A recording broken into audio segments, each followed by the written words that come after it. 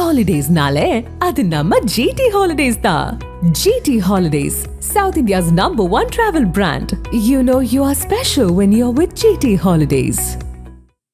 ஸ்மார்ட்டான cleaning டிரானுடன் ஆரம்பம். i5 housing and properties தேடுறதை விடுங்க, தேர்வு செய்யலாம் வாங்க. கால் 9962557557. இந்த வாட்டி எனக்கு நான் எவ்வளோ ஓகேவாக இருந்தேன்னா எனக்கு பெயின் தாங்க முடியல. ஒரு வேளை நம்ம வந்தோன்னா ஓகே, இல்லைனாலும் பரவாயில்ல, சரி வந்து என்ன பண்ண போகிறோம். ஸோ அப்படியே ஏன்னா மயக்கத்தில் இருப்போம், அப்படியே போனால் கூட ஓகே தான், ஃபைன் தான், அந்த மைண்ட் செட்டில் தான் போனேன். தவிர ஐயோ நம்ம கடமைகளை விட்டுட்டு போகிறோன்றதுக்கு எனக்கு இல்லை. நான் அந்த மாதிரி எனக்கு கடமைகள் எதுவும் பாக்கி இல்லை. உயிர் போனால் போட்டோம் அப்படின்னா ஒரு விரக்தி. ஆமாம், விரக்தி தான். ஒரு எம்டினஸ் இருக்குது, பயங்கரமான எம்டினஸ் இருக்குது. இப்போ இன்னசென்ட் தான்டா, நீங்கள் என்ன சொன்னாலும் நம்புவேன், யார் என்ன சொன்னாலும் நம்புவேன். ஸோ அதுக்கும் இதுக்கும் எட்டவே எட்டாத தூரம். அவங்க இன்னசென்ட் யாரெல்லாம் யூஸ் பண்ணியிருக்காங்க? நிறைய, எல்லாருமே யூஸ் பண்ணியிருக்காங்க. ஒரு இன்சிடென்ட் என் லைஃப் ஃபுல்லாக அதே தான். 15 வயசுன்றது நீங்கள் என்ன சொல்வீங்க? நான் நடிக்க வந்துட்டேனே. 15வது வயசில் நான் இந்த வீட்டுக்கு வாடகை கட்டியிருக்கேனே. அப்புறம் நான் எங்கே விளையாடினேன்? இந்த டிப்ரெஷன் அதிகமாகனால வேற எது வழி இல்லாமல் ஓகே கேம்ஸில் ஃபோக்கஸ் பண்ணுறீங்களா? நான் வந்து நிறைய கேம்ஸில் நிறைய ஸ்டேஜஸ் போய் வச்சுருக்கேன். இப்போ அதோட ஒன்று பண்ணுறேன், ஆனால் அதெல்லாம் பார்த்தா மக்களே என்னை திட்டுவாங்க. லைலாமா தனியாக வந்து அழுது எப்போ? என்னோட தங்கச்சி மகளை பார்த்தேன், எனக்கு என் தங்கச்சி ஞாபகம் வந்துச்சு. அது ப்ராபப்ளி ஒரு 2 வீக்ஸ் தான். இழப்புன்றதை விட அவள் வாழலை, அவள் வந்து உலகத்தை பார்க்கல, அந்த கஷ்டம் எனக்கு ரொம்ப. கொஞ்சம் ஹீல் ஆகிட்டு வருது. அங்கே ஸ்டேஷன் போடுவாங்க. இப்போதான் இப்போ ரிமூவ் பண்ணியிருக்கு. ஆப்ரேஷன் முடிச்சுட்டு வந்து என்ன சாப்பிட்லான்றதுல ரொம்ப இம்பார்ட்டண்ட்டாக இருந்ததே தவிர மற்றபடி என்ன மைண்டில் ஓடிச்சு எனக்கு உண்மையில தெரியல. போல்ட்னஸ் இந்த வந்து அதுக்கப்புறம் வந்து விமர்சனங்களை வந்து போல்டாக எதிர்கொள்கிறது, இதுக்கெல்லாம் முன்னாடி ஒரு இன்னசென்ட் சைலாக இருந்திருப்பாங்க. அது எப்போ பிரேக் பண்ணீங்க? எப்போ வந்து உடச்சி ஓகே உண்மையில நான் இப்பவும் இன்னசென்ட் தான்டா. இப்பவும் இன்னசென்ட் தான். ஐ மீன் இன்னசென்ஸ்க்கும் போல்ட்னஸ்க்கும் வந்து நீங்கள் சம்மந்தமே படுத்தி பேச வேணாம். ஏதாச்சும் இப்போ எனக்கு தெரியுது, எனக்கு தெரியல, ஆனால் நீ சொன்ன நான் நம்புறேன்னா நான் இன்னசென்ட் தான். அந்த நம்பிக்கையை நீங்கள் பிரேக் பண்ணி எனக்கு ஒரு கோவம் வந்தால் தான் அந்த போல்ட்னஸ் வெளில வருதே தவிர அதர்வைஸ் நான் இன்னசென்ட் தான்டா. நீங்கள் என்ன சொன்னாலும் நம்புவேன், யார் என்ன சொன்னாலும் நம்புவேன். ஸோ அதுக்கும் இதுக்கும் எட்டவே எட்டாத தூரம். நான் எங்கேயும் அதை பிரேக் எல்லாம் பண்ணலை. அவங்க இன்னசென்ட் யாரெல்லாம் யூஸ் பண்ணியிருக்காங்க? எல்லாருமே. ஏதாவது ஒரு இன்சிடென்ட் சொல்லுவாங்க. நிறைய, எல்லாருமே யூஸ் பண்ணியிருக்காங்க. ஒரு இன்சிடென்ட் என் லைஃப் ஃபுல்லாக அதே தான். பட் ஏன் நம்ம அடி வாங்கிட்டே இருக்கோம்னு யோசிச்சிருக்கீங்களா? நம்புறல்ல, அதான் இன்னசென்ட்டாக இருக்கக்கூடாது. இன்னசென்ட்டாக இருந்தால் அடி தான் வாங்குவோம். அது யோசித்து என்ன பிரயோஜனம்? என்னால் அதை மாற்றிக்க முடியலையே. நம்பிக்கை இல்லைன்னு வையேன், அவங்கள நான் வீட்டுக்குள்ளேயே சேர்க்க மாட்டேன். இப்போ நான் உன்னை நம்புகிறேன், வா கேசவான்ற, நம்பலைன்னா உன் வீட்டுக்குள்ளே சேர்க்க மாட்டேன், என்னப்பா அப்படின்னு அனுப்பிச்சிருவேன். நிறைய பேர் வந்து கழுத்து கட்டு போட்டே இருக்கீங்களா? அது எவ்வளோ உங்களுக்கு அன்கம்ஃபர்டபுளாக இருக்கு? ஐயா, இது ரொம்ப கஷ்டம். இது என்னன்னா இந்த ஸ்டியூச்சஸ் உள்ள இருக்கு. அது வந்து இப்போ நான் இப்படி ஏதாவது ஒரு பக்கம் படுக்கும்போது அது பிரிகிற மாதிரி இருக்கா, அதுக்காக இப்போ அதை போட்டிருக்கேன்.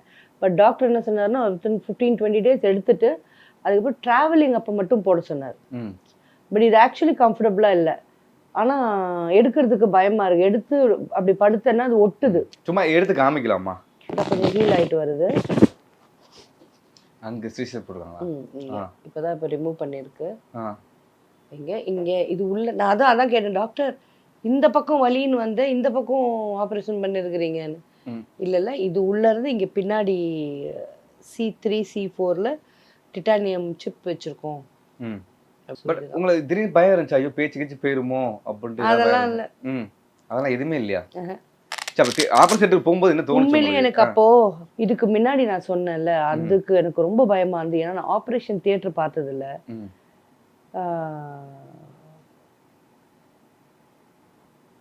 இந்த வாட்டி எனக்கு நான் எவ்வளோ ஓகேவா இருந்தேன்னா எனக்கு பெயின் தாங்க முடியல. ஒரு வேளை நம்ம வந்தோன்னா ஓகே, இல்லைனாலும் பரவாயில்ல. ஸோ நான் வந்து எனக்கு ரொம்ப க்ளோஸ் டு மை ஹார்ட் எல்லாருமே வர சொல்லியிருந்தேன். ஐ மீன் வந்துட்டாங்க. ஸோ எல்லாரையும் பார்த்தேன். எல்லாருமே அழுகுறாங்க. நான் வந்து எதுக்கு அழுகுறீங்க? அதனால் ரிட்டர்ன் வந்துடுவேன். பட் என்னோட பேக் ஆஃப் மைண்டில் வந்து என்ன பண்ண போகிறோம்? எனக்கு அது ரொம்ப ஓடிச்சு. வந்து என்ன பண்ண போகிறோம்? ஸோ அப்படியே ஏன்னா மயக்கத்தில் இருப்போம். அப்படியே போனால் கூட ஓகே தான், ஃபைன் தான். அந்த மைண்ட் செட்டில் தான் போனேன் தவிர எனக்கு பயம்லாம் ஆக்சுவலி ஏன் வரலன்னு எனக்கே தெரியல. எனக்கு பயமே வரல. சரி, உயிர் போனா போட்டும் அப்படின்னா ஒரு விரக்தி. ஆமா, விரக்தி தான். ஒரு எம்டினஸ் இருக்கு, பயங்கரமான எம்டினஸ் இருக்கு. இப்போ என்னத்துக்கு தான் இந்த பூமி மேல உட்காந்துருக்கோம்? ஒரு டபுள் பெட்ரூம் ஃப்ளாட்டை வந்து வாடகைக்கு கொடுத்துக்கிட்டு ஒரு யூஸ்லெஸ்ஸா உட்காந்துருக்க மாதிரி எனக்கு தோணுது தான்.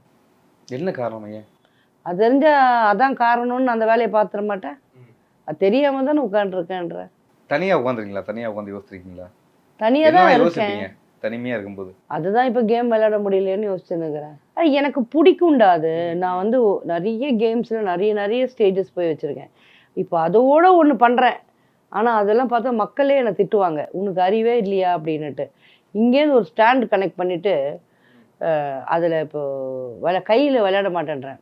இப்போ ஒரு கேஜெட் வேறு பார்த்துருக்கேன், ரிமோட்டில் விளையாடலாம். பட் அதெல்லாம் வாங்கக்கூடாது, ரொம்ப கண்ட்ரோலாக இருக்கேன். பட் இதை வச்சுக்கிட்டு வந்து இந்த drama box, free flow, fire flow, அந்த மாதிரிலாம் நிறைய சேனல்ஸ் இருக்குல்ல, எல்லாம் அந்த ஏஐ பொம்மைங்களில் கதை சொல்லும், அது பார்ப்பேன். இல்லை, மேபி அந்த டிப்ரெஷன் அதிகமாகனால வேற எது வழி இல்லாமல் ஓகே கேம்ஸில் ஃபோக்கஸ் பண்ணுறீங்களா? எனக்கு இல்லை, சத்தியமாக எனக்கு விளையாட பிடிக்கும். எனக்கு வந்து இன்னொன்று ரொம்ப வேலை இல்லை, ஒரு சின்ன வயசுல விளையாட முடியாது. ஆமாம், அது ஒரு மெயின் ப்ராப்ளமாக இருந்தது.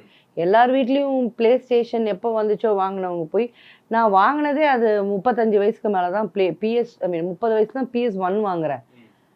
அப்புறம் உடனே அப்டேட் ஆகிட்டு இப்போ PS5 வந்து போன மாதம்தான் ஃபுல்லாக தேடினேன், எனக்கு கிடைக்கல. எங்கே ஷோரூம் ஃபோன் பண்ணாலும் சோனி ஷோரூமில் கூட இல்லை. இவ்வளோ கஷ்டமாக இருக்குது. நல்ல வேலை வாங்கியிருந்தா ஒரு 55,000 ரூபாய் வேஸ்ட் ஆகிருக்கும். ஏன்னா நான் அதை வந்து இப்படி படுத்துக்கிட்டு தான் இதில் ஆட முடியும். ஆனால் நல்ல வேலை வாங்கலை. ஸோ அது ஒன்று மெயின். இன்னொன்று வந்து எனக்கு பிடிக்கும், ரொம்ப அட்வென்ச்சரஸாக ஒரு ஒரு ஒரு பொருள் ஒன்று இருக்குது, அதை போய் எப்படி தேடுறது, ஒரு ஷெர்லாக் ஹோம்ஸ் லெவலில் யோசிச்சு அது பிடிக்கும். இது வந்து நம்ப மாட்டாங்க தான். சைல்ட்ஹுட்ல பெருசாக நீங்கள் விளையாண்டதே கிடையாது வெளியே போயிட்டு இந்த மாதிரி? 15 வயசுன்றது நீங்கள் என்ன சொல்வீங்க? சைல்டு தான். நான் நடிக்க வந்துட்டேனே. 15வது வயசுல நான் இந்த வீட்டுக்கு வாடகை கட்டியிருக்கேனே. அப்புறம் நான் எங்கே விளையாடினேன்? ஸோ அதுன்னு சொல்ல முடியாது. நான் அதுக்காகன்னு ஒரு ஒரு ரீசன் சொல்ல விரும்பலை. ஆனால் எனக்கு கேம்ஸ் விளையாட பிடிக்கும். குக்கிங் கேம்லேருந்து ரொம்ப கேர்ள் கேம்ஸ் தான் பிடிக்கும். சைலமா தனியாக உட்காந்து அழுது எப்போ அழுதுருக்காங்க? நாங்கள் வந்து நீங்கள் எல்லாருமே நினைப்பாங்க போல்டு அந்த வந்து பயங்கரமான ஒரு கம்பீரமானவங்க அப்படின்னு. இருந்தாலும் வந்து அவங்களுக்குள்ள ஒரு இலகன மனசு இருக்கும். அவங்க தனியாக உட்காந்து யார்ட்டையுமே ஷேர் பண்ணாமல் அழுதுப்பாங்க. எப்போ அழுதாங்களா? இல்லை, ஷேர் பண்ணாமல் அழுகுற அளவுக்கு பெரிய விஷயங்கள் எதுவுமே இல்லை. நான் எல்லாமே ஷேர் பண்ணுவேன். நான் ஜென்ரலாக இப்போ சேனலில் பேசும்போது இவ்வளோ ஷேர் பண்ணுறேன்னா, அப்போது என்னோட க்ளோசஸ்ட் ஃப்ரெண்ட்ஸ் அண்ட் ஃபேமிலிக்கு நான் எவ்வளோ ஷேர் பண்ணுவேன்னு யோசிச்சு பாருங்கள். ஸோ நான் லாஸ்ட்டாக அழுதது வந்து என்னோடய தங்கச்சி மகளை பார்த்தேன். எனக்கு என் தங்கச்சி ஞாபகம் வந்துச்சு. அது ப்ராபப்ளி ஒரு 2 வீக்ஸ் பேக். அப்போ அழுதேன், அவ்வளோதான். அதுக்கு முன்னாடி எப்போ அழுதுன்னு கூட ஞாபகம் இல்லை. இப்போயும் அவங்க தான் மிகப்பெரிய இழப்பாக இருக்காங்க உங்களுக்கு? இழப்புன்றதை விட அவள் வாழலை, அவள் வந்து உலகத்தை பார்க்கலை. அந்த கஷ்டம் எனக்கு ரொம்ப இருக்கு. இப்போ எண்டில் வந்து நீங்கள் போகிறீங்க, ஆஸ்திரேலியா போகும்போது நீங்கள் சொல்கிறீங்க வந்து போனால் போகுது, வந்து என்ன பண்ண போகிறேன் அப்படின்னு. உங்கள் மைண்டில் என்னெல்லாம் தோணுச்சு? நீங்கள் அதை தாண்டி இவங்களுக்கு இது பண்ணணுமே, இல்லை இவங்களாம் இருப்பாங்களே, இல்லை இவங்களாம் பார்க்கணுமே, அந்த மாதிரி எல்லாம் மைண்டில் தோணுச்சா உங்களுக்கு? அதெல்லாம் தோணலப்பா. உண்மையிலே என்ன தோணுச்சுன்னா, ஃபஸ்ட்டு வந்து டாக்டர் பாலமுருகன் சார் என்ன சொன்னார்னா, நாளைக்கே பண்ணிடலான்னாரு. Okay sir. அப்புறம் என்ன சொன்னார்னா, திடீர்னு வந்து ஒரு 7 o'clock சொன்னாங்க, 6 o'clock சொல்கிறாங்க ஈவினிங்கு, நீங்கள் 7 o'clock கூட சாப்பிடக்கூடாதுன்னு. அப்போது ஒரு ஒரு ஜஸ்ட் ஒரு டென்ஷன் ஆச்சு. அப்புறமா காலையில் வரைக்கும் சாப்பிடல. அப்புறம் 1:30க்கு ஆப்ரேஷன், அது வரைக்கும் சாப்பிடக்கூடாதுன்னு. சரி, ஆப்ரேஷன் முடிவு வந்துட்டேன்.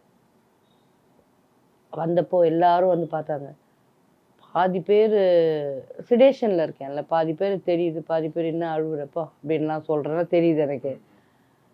அனுக்கா வந்திருந்தாங்க, ரம்லதக்கா வந்தாங்க, அபினேஸ்வரி வந்து நிறைய ஆர்டிஸ்ட் அந்த நிறைய பேர் வந்திருந்தாங்க. அவங்களெல்லாம் எப்படின்னா அவங்க சும்மா ஃபோன் பண்ணும்போது பசங்க சொல்லி விட்டுறது, அம்மா அந்த மாதிரி ஹாஸ்பிட்டலில் இருக்காங்க, இது பக்கத்தில் மெட்வேல தான், அதுவும் வாக்கபிள் டிஸ்டன்ஸில். ஸோ அங்கே தான் வந்து என்னாச்சுன்னா வந்துட்டேன் 4:30 5 o'clock. திருப்பி டாக்டர் வந்து how is the pain, no pain டாக்டர்னு. ஓகே இன்றைக்கி எதுவும் சாப்பிட கொடுக்க வேணான்னாரு. எனக்கு சார் என்னால் முடியாது சார், ஏதோ நேற்று நைட்லேருந்து சாப்பிடாம இருக்கு, இப்போ ஏதாவது சாப்பிட்ணுன்னு. மேபி வந்து ஜூஸ் கொஞ்சம் குடிங்கன்னாரு. ஜூஸ் குடிக்கிறதுக்கு ஒழுங்காக படுத்துக்கலான்னு சொல்லிட்டு நானும் தூக்கத்தில் இருந்தேன். ஓகே மறுநாள் காலையிலேருந்து ஜூஸ் குடிக்கலான்னு. அவ்வளோதான், ஜூஸ்லாம் வேணாம் சார், நேராக டீயில் ஆரம்பித்து அதில் வேற நம்ம கும்தாஜ் ஆர்டிஸ்ட் இருக்கால, இப்போ சர்க்கரைக்கு பதில் உப்பு போட்டு கொடுத்துட்டாப்பா டீயில். எதுக்காக?